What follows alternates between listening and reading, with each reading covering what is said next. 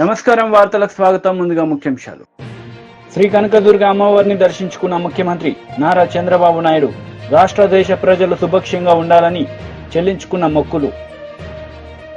వైఎస్ఆర్సీపీ ఎమ్మెల్సీలతో ముఖ్యమంత్రి వైఎస్ జగన్ సమావేశం. 5 ఏళ్ల తర్వాత మళ్లీ అధికారంలోకి వస్తామని ధీమా వ్యక్తం. శ్రీ కనకదుర్గ అమ్మవారిని దర్శించుకున్నారు ముఖ్యమంత్రి నారా చంద్రబాబు నాయుడు. ఈ సందర్భంగా రాష్ట్ర దేశ ప్రజలు సుభిక్షంగా ఉండాలని మొక్కులు చెల్లించుకున్నారు.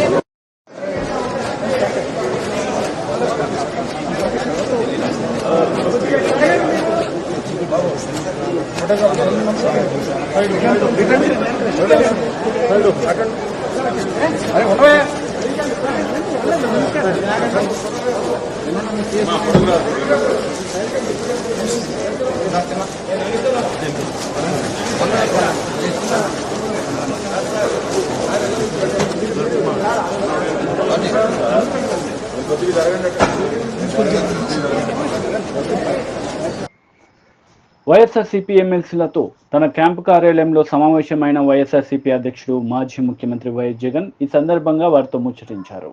వేల కోట్ల రూపాయలు ఎటువంటి వివక్ష లేకుండా, ఎటువంటి లంచాలు లేకుండా, ఏ నెలలో ఏమిస్తామో అని ముందే చెప్పి క్యాలెండర్ ప్రకటించి ఆ నెలలో అది తప్పకుండా ప్రతి సంవత్సరం తూచా తప్పకుండా ప్రతి సంవత్సరం అది జరిగేట్టుగా చేస్తూ ఏకంగా 2,70,000 కోట్ల రూపాయల వివిధ పథకాల ద్వారా మాట తప్పకుండా జరగడం కూడా గతంలో ఎప్పుడూ కూడా చూడలేదు, జరగలేదు. ఇవన్నీ కూడా నేను ఏదైతే చెప్తా ఉన్నానో ఇవన్నీ ఎప్పుడూ చూడని మార్పులు,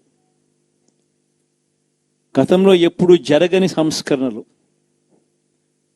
విద్యారంగంలో అయితేనేమి, వైద్య రంగంలో అయితేనేమి, వ్యవసాయ రంగంలో అయితేనేమి, సామాజిక న్యాయం అంశంలో అయితేనేమి,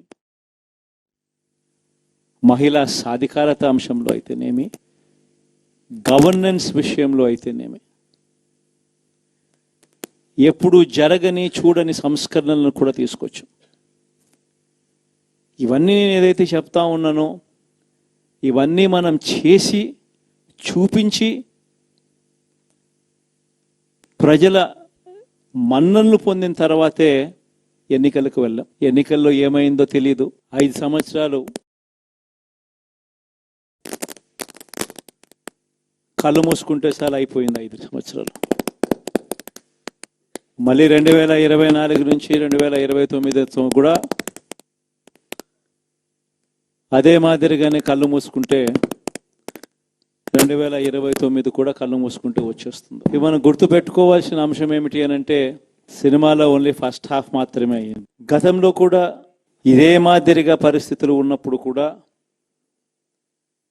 మనం ఏ మాదిరిగా పైకి లేచాము అన్నది కూడా మీ అందరికీ తెలిసిన విషయాలే. నేను ఒక్కటే మీ అందరికీ చెప్తా ఉన్నా, ప్రజల్లో ఈరోజు మనం చేసిన మంచి ఉంది. ఇంటింటికి మనం చేసిన మంచి ఇంకా బ్రతికే ఉంది. ప్రజల్లో ఈరోజు మనం చేసిన పాలన మీద విశ్వసనీయత అనే పదానికి అర్థం ఈ రోజుకి కూడా ప్రజల్లో ఉంది. గడప గడపకు మనం చేసిన మంచి ఇంకా ప్రజల్లో బతికే ఉంది. మరి ఇవన్నీ ఉన్నప్పుడు మళ్ళీ మనం లేయడం కూడా తథ్యం. కాకపోతే కొంచెం టైం పడుతుంది. ఆ టైం ఇవ్వాలి. ఆ టైం ఇచ్చినప్పుడు, అది జరిగినప్పుడు, పాపాలు పండినప్పుడు ఖచ్చితంగా మళ్ళీ మనం పైకి లేస్తాం. ఈ విషయం ప్రతి ఒక్కరం కూడా గుర్తుపెట్టుకోవాలి. ఎందుకు ఈ మాట కూడా చెప్తా ఉన్నానంటే రాజకీయాలలో అన్నిటికన్నా ముఖ్యమైన అంశం క్యారెక్టర్, విలువలు, విశ్వసనీయత. ఈ పదాలకు అర్థం తెలిసి ఉండడం రాజకీయాలలో చాలా అవసరం. రాజకీయం అంటే ఎల్లవేళలా అధికారమే కాదు. అధికారంలో లేనప్పుడు కష్టాలు ఖచ్చితంగా వస్తాయి. కానీ ఖచ్చితంగా కష్టాలు వచ్చినప్పుడు మనం ఖచ్చితంగా ఏ రకంగా రియాక్ట్ అవుతామన్నది మన చేతుల్లో ఉంది. విలువలు, విశ్వసనీయత లేని మనిషిగా రాజకీయాలు చేద్దామా, లేదా కష్టాలు వచ్చినప్పుడు ఆ కష్టాలను ఎదుర్కొని హుందాగా నిలబడుతూ మళ్ళీ 5 సంవత్సరాలు కళ్ళు మూసుకుంటే 5 సంవత్సరాలు అయిపోతాయి, మళ్ళీ 5 సంవత్సరాల తర్వాత మన పాలన వస్తుంది, మన ప్రభుత్వం వస్తుంది, అప్పుడు మళ్ళీ మనమే ఆందోళన ఎక్కుతామన్నది కూడా గుర్తుపెట్టుకొని అడుగులు వేస్తామా అన్నది మనలో ప్రతి ఒక్కరూ కూడా ఆలోచన చేసుకోవాలి. ఇదే మన ప్రభుత్వం అధికారం. శాసన మండలి సభ్యులు పంచమర్తి అనురాధ మీడియా సమావేశం నిర్వహించారు. ఈ సందర్భంగా పలు అంశాలపై ఆమె మాట్లాడారు. ఆంధ్ర రాష్ట్రంలోనే కాకుండా ఏకంగా ఉపరాష్ట్రపతి గారిని కూడా కలిసి ఢిల్లీలో శవరాజకీయాలు చేస్తా ఉన్నారు. ఏదో తెలుగుదేశం పార్టీ దాడులు చేస్తుంది, మమ్మల్ని బ్రతకనివ్వటం లేదు, లా అండ్ ఆర్డర్ ప్రాబ్లం వచ్చింది అని చెప్పి లేని విషయాలు మళ్ళీ నమ్మబలికే విధంగా మాట్లాడటం నిజంగా సిగ్గుచేటైన విషయం అని చెప్పి ఈ సందర్భంగా నేను మనవి చేస్తా ఉన్నా. అసలు శవరాజకీయాలు అంటే ఎలా ఉంటాయో మీకు చెప్తాను, దాడులు అంటే ఏ రకంగా ఉంటాయో చెప్తాను. మా కార్యకర్తల పైన కానీ మా పార్టీ పైన కానీ ఏ రకంగా దాడులు చేశారో వాటిని దాడులు అని అంటారు అని చెప్పి మీకు గుర్తు చేయడానికే ఈరోజు నేను ఈ ప్రెస్ మీట్ అటెండ్ అవడం జరుగుతుంది. పల్నాడు జిల్లాలో తోట చంద్రయ్య అనే మా కార్యకర్తని జై జగన్ అని అంటావా లేదా అని చెప్పి అడిగి జై జగన్ అని నేను జై చంద్రబాబు అనే అంటాను అని మాట్లాడినందుకు తోటా చంద్రయ్య గారిని అక్కడికక్కడే నరికి చంపేశారు. దాన్నే హత్య అంటారు, దాడులు అంటారు. అలాగే పల్నాడు జిల్లాలో కంచర్ల జల్లయ్య యాదవ్ అనే అతన్ని ఇదే రకంగా నరికి చంపేయటం జరిగింది. అదేవిధంగా దాచేపల్లిలో మాజీ సర్పంచ్ పరిశెట్టి అంకులు కాపు సామాజిక వర్గానికి సంబంధించిన సర్పంచ్ని దాడి చేసి కత్తితో నరికి పొట్టలో పేగులు బయటికి వచ్చేలాగా మీరు హత్య చేశారు అనే విషయాన్ని ప్రజలందరూ కూడా గమనించారు. ఆ రకంగా వాటిని దాడి చేయటం, హత్యలు చేయటం అని అంటారని చెప్పి మీకు చెప్పదలుచుకున్నా. అలాగే అమర్నాథ్ గౌడ్ని మా అక్కని ఏడిపించదురా బాబు అని చెప్పి నోరు తెరిసి తమ్ముడిగా అడిగినందుకు నోట్లో గుడ్డలు కుక్కి పెట్రోల్ పోసి చంపేశారే తెల్లవారుజామున, దాన్ని కక్ష రాజకీయం, దాడి చేయటం, చంపడం అనేది దాన్ని అంటారు. అదేవిధంగా ప్రకాశం జిల్లాలో ట్రాక్టర్తో హనుమాయమ్మ అనే ఒక ముసలావిడిని గుర్తించేశారు. అదేవిధంగా చంద్రబాబు నాయుడు గారి ఇంటి మీద మాజీ ముఖ్యమంత్రి వారు Z+ కేటగిరీలో ఉన్నారు. వారు ఇప్పుడు ప్రెసెంట్ ముఖ్యమంత్రిగా పనిచేస్తా ఉన్నారు. అలాంటి చంద్రబాబు నాయుడు గారి ఇంటి మీద మీ ఎమ్మెల్యే జోగి రమేష్ని దాడికి పంపించారు మీరు. వాటిని దాడులు అని అంటారని చెప్పి ఈ సందర్భంగా తెలియజేస్తా ఉన్నా. అలాగే మా పార్టీ ఆఫీస్ పైన మీరు మధ్యాహ్నం పూట నిస్సిగ్గుగా వచ్చి దాడి చేసి మా సోషల్ మీడియా పర్సన్, ఒక చేనేత వర్గానికి సంబంధించిన వ్యక్తి బద్రి అనే అతన్ని తల పగలు కొట్టారు. ఎదురొచ్చిన వాళ్ళందరినీ, మా నాలెడ్జ్ కమిటీలో ఉన్న వాళ్ళందరినీ కూడా వాళ్ళని కూడా చితకబాదారు. దాన్ని దాడి అని చెప్పి అంటారు. అదేవిధంగా పట్టాభి గారిని ఏ రకంగా చేశారు. మాజీ మంత్రి అనిల్ కుమార్ యాదవ్ ప్రెస్ మీట్ నిర్వహించారు. ఈ సందర్భంగా పలు అంశాలపై ఆయన మాట్లాడారు. అవకాశాలు ఇచ్చారు ప్రభుత్వాలకు కూడా. ఈ రోజు కూడా ఖచ్చితంగా ఈ రోజు అయిందే 4వ తారీఖు ఎన్నిక అయిపోయింది. ఎన్నిక అయిపోగానే వచ్చి రోడ్ల మీద పడవం కదా. వచ్చిన తర్వాత ఆ ప్రభుత్వానికి టైం ఇస్తాం, వెచ్చి ఉంటాం, అంతమించి ఇంకేం లేదు. అన్నిటికీ సిద్ధపడే వాళ్ళమే. అన్నిటికీ కూడా కష్టాలకి రాజకీయాల్లోకి వచ్చినప్పుడు ఇప్పుడు కూడా గెలుపులే ఉండం, ఓటమి ఉంటుంది, గెలుపు ఉంటుంది. ఈ ప్రజాక్షేత్రంలో పోయినసారి మాకు మ్యాండేట్ ఇచ్చారు, ఈసారి వాళ్ళకి మ్యాండేట్ ఇచ్చారు, రేపు మళ్ళీ మాకు మ్యాండేట్ ఇస్తారు. ఒక్కసారి అందరూ గుర్తుపెట్టుకోవాల్సింది ఏంటంటే 234 సీట్లు ఉన్న తమిళనాడులో ఒకసారి కేవలం డిఎంకే 2 సీట్లే వచ్చింది, 2. తర్వాత ఎన్నికల్లో మళ్ళీ గవర్నమెంట్ 4 సార్లు డిఎంకే రాజకీయ జీవితంలో డిపాజిట్స్ కోల్పోయింది, 4 times, ప్రతిసారి గెలిచింది. కాబట్టి 2019లో మేము గెలిచినప్పుడు తెలుగుదేశం పని అయిపోయింది అన్నారు, ఇప్పుడు మా పని అయిపోయింది అది అంటున్నారు. సరే 2029కి ఏ విధంగా బౌన్స్ బ్యాక్ అవ్వాలి, ఏ విధంగా ప్రజలకు అండ ఉండాలి అంతా కూడా రచిస్తారు ముఖ్యమంత్రి మా జగనన్న. తప్పకుండా బౌన్స్ బ్యాక్ అవుతాం, తప్పకుండా వస్తామని చెప్పి తెలియజేస్తాం.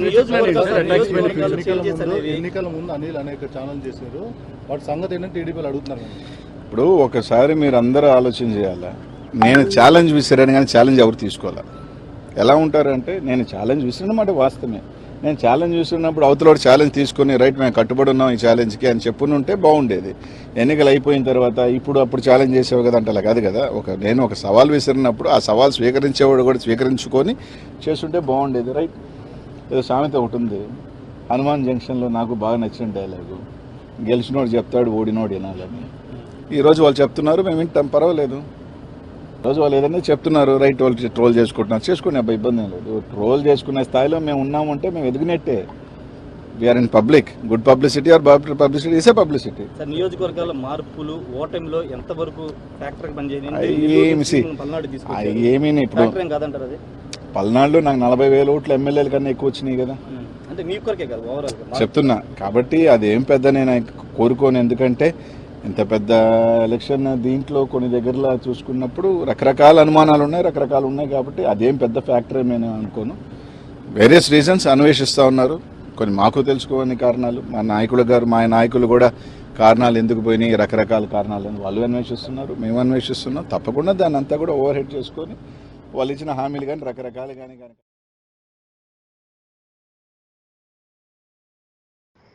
ఆర్ కృష్ణయ్య ప్రెస్ మీట్ నిర్వహించారు. ఈ సందర్భంగా పలు అంశాలపై ఆయన మాట్లాడారు. పెంచాలని అన్నాం. అడ్వకేట్కి ఇచ్చే స్టైపెండ్ కేవలం 1,000 రూపాయలు ఇస్తుండ్రు, దీన్ని 10,000కి పెంచాలి. అదేవిధంగా కాలేజ్ హాస్టళ్లకు సొంత భవనాలు నిర్మించాలి. కాలేజ్ హాస్టల్ విద్యార్థులకు అబ్బాయిలకు 500, అమ్మాయిలకు 1000 రూపాయలు పాకెట్ మనీ ఇవ్వాలని కూడా మంత్రితో చర్చించడం జరిగింది. బీసీల డిమాండ్లపై ముఖ్యమంత్రితో మాట్లాడి సానుకూలంగా నిర్ణయాలు తీసుకుంటామని హామీ ఇచ్చారు. రామకృష్ణయ్య గారు ఇప్పుడు 1 నుంచి 10 తరగతిలో ముందు మాటలు తీసేస్తారు. ఎందుకంటే ప్రతి ఇయర్కి ఒక సంవత్సరం ముందు పేపర్ టెక్స్ట్ బుక్ సంబంధించిన ముందు మాట సంబంధించిన టెక్స్ట్ బుక్స్ ప్రకారం అంటే ప్రింటింగ్ అవుతుంది. అందులో గత ప్రభుత్వం సంబంధించిన ముఖ్యమంత్రులకు సంబంధించి చెప్పి ముందు మాట తొలగిస్తున్నారు. దీన్ని ఎట్లా చూస్తారు మీరు? అంటే ఎవరు గవర్నమెంట్ ఉంటే వాళ్ళు ఉంటుంది కదా, చాలా జనరల్గా ఉంటుంది. పక్క స్టేట్లో మొత్తం పాత పుస్తకాలు ఏమని చెప్పారు కదా. ఇప్పుడు కొత్త గవర్నమెంట్ వచ్చింది, ఈ గవర్నమెంట్కి తగ్గట్టు ముందు మాట ఉంటుంది. సిలబస్ కూడా అదే విధంగా ఉంటుంది, తప్పేం కాదు అది. అప్పుడు కూడా పాత గవర్నమెంట్ కూడా సిస్టమేటిక్గా లేదు, బీసీ ఉద్యమం గురించి లేదు, ఒట్టి తెలంగాణ ఉద్యమం గురించి రాసిరు కానీ దళిత ఉద్యమం గురించి కానీ మహిళా ఉద్యమాల గురించి రాయలేదు. అవన్నిటిని తొక్కిపెట్టారు. ఇప్పుడు కొత్త గవర్నమెంట్ వాళ్ళ సిద్ధాంతం ప్రకారం వాళ్ళు ఇవ్వాలి, పాత దానిలో ఉన్నటువంటి లోపాలను సరిదిద్దాలని మేము కోరుతాం. బీసీ ఉద్యమాలు ఇవ్వాలి, దళిత ఉద్యమాలు ఇవ్వాలి, మహిళా ఉద్యమాలు ఇవన్నీ సిలబస్లో పెట్టాలి, మహనీయుల జీవిత చరిత్రలు పెట్టాలని చెప్పి నేను డిమాండ్ చేస్తున్నాను. తొలగిస్తా అంటే అవసరం లేని అతిగా ప్రవర్తించిన తొలగించాలి. 10 ఏళ్ళు రాష్ట్రాలు సంబంధించి కూడా ముఖ్యమంత్రిగా పనిచేస్తారు, ఉద్యమాలు ఉన్నారు కాబట్టి వాడు ఎట్లా తొలగిస్తారు? అంటే కేసీఆర్ జీవిత చరిత్ర కావాలన్నా? అంటే నాయకుల జీవిత చరిత్రలు కాదు, పిల్లలకు సబ్జెక్టు కావాలి. పిల్లలకు సబ్జెక్టు జ్ఞానం బోధించే సబ్జెక్టు కావాలి, దాన్ని పెట్టమని అడుగుతాం తప్ప రాజకీయ నాయకుల జీవిత చరిత్రలు పెద్ద ఆదర్శవంతంగా ఉంటే పెట్టవచ్చు. కానీ మహాత్మా జ్యోతిరావు పూలేది పెట్టవచ్చు, అంబేద్కర్ది పెట్టవచ్చు, గాంధీది పెట్టవచ్చు, నెహ్రూది పెట్టవచ్చు. ఇట్లాంటి గొప్ప గొప్ప నాయకులే పెట్టాలి తప్ప స్థానిక నాయకులే ఎక్కడ ఏది దాని మీద నాకు ఇంకా డీటెయిల్స్ తెలియదు, చూసినాక నేను మాట్లాడుతాను దాని మీద. ఇప్పుడు నేను చెప్పిన యాంగిల్కే నేను కట్టుబడి ఉన్నా. మహాత్ములు దేశాని కోసం త్యాగం చేసిన నాయకులై తొలగించవద్దు. మెడికల్ కౌన్సిలింగ్ స్టార్ట్ అవుతుంది.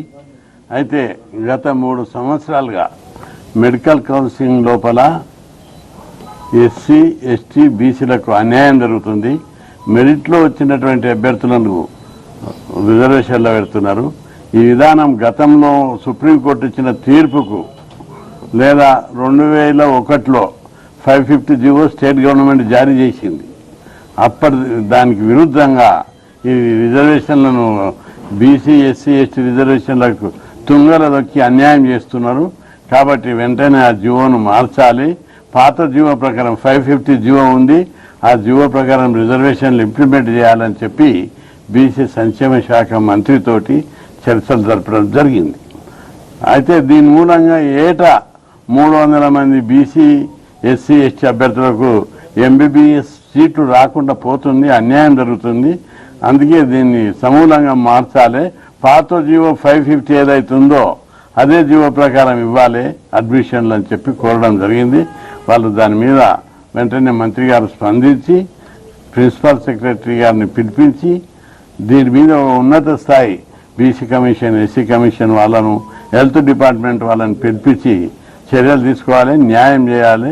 రిజర్వేషన్లకు గతంలో ఎట్లున్నదో 550 జీవో ప్రకారం ఈ అడ్మిషన్లు జరపాలని చెప్పి ఆదేశాలు జారీ చేశారు.